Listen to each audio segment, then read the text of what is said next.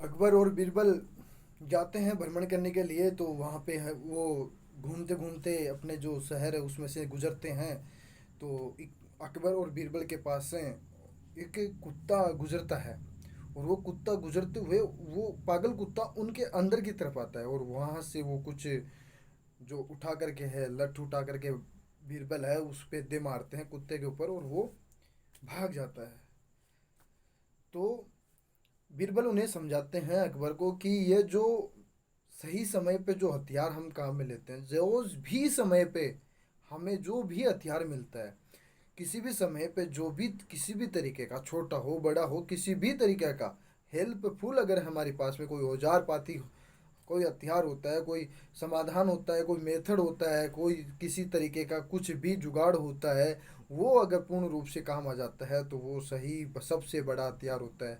मतलब कि अगर हम उस समय अगर तलवार लेकर के चलें और तलवार कोई काम नहीं आए, सुई लेकर के चलें वो कोई काम नहीं आए, तो जो भी परिस्थिति के अनुसार जो भी हमारे पास में समाधान अवेलेबल है, जो भी हमारे पास में हथियार है, जो भी हमें मौके पे मिले, उससे बड़ा कोई भी बड़ा हथियार नहीं है।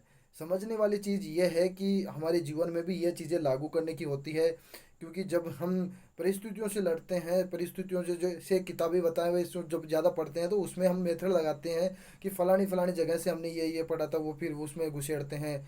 और यही हमारे जीवन में भी करते हैं। जब भी हमारे सामने कोई परेशानी आती है तो हम क्या करते हैं कि कोई पीछे की जो बड़ी की हमने जो किसी की तैयारी की हुई है वो तैयारी करके फिर उसको ढूंढते हैं, लाते हैं, फिर वो हथियार काम में लेते हैं। जब भी आपके पास में समाधान आए, जब भी आपके पास में कोई परेशानी आए, तो जो भी आपके पास में समाधान हो उसका आप प्रयोग कीजिए।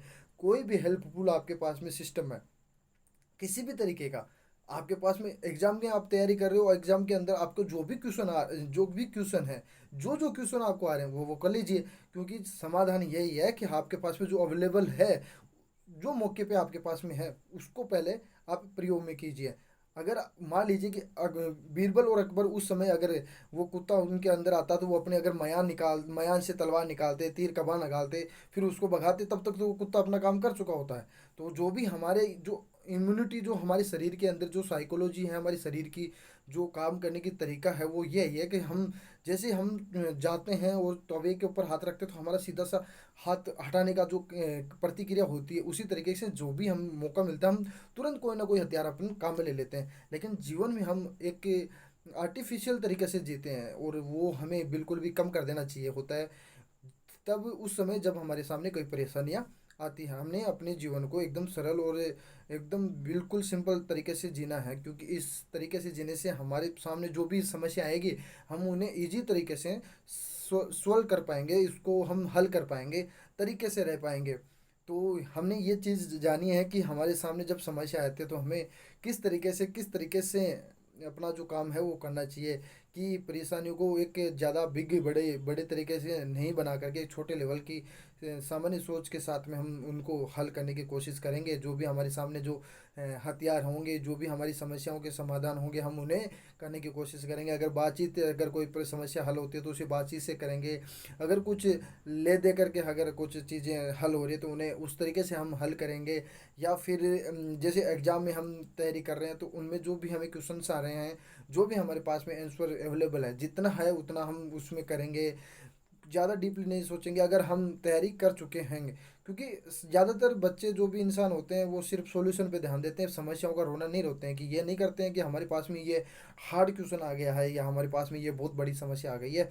जो भी आपके पास में सुविधा हो उस तरीके के आप सॉल्यूशन उसमें अप्लाई करते रहें। धीरे धीरे जैसे जैसे छोटे छोटे कदम आप बढ़ाएंगे वैसे वैसे आपकी समस्याएं हल होती चली जाएगी।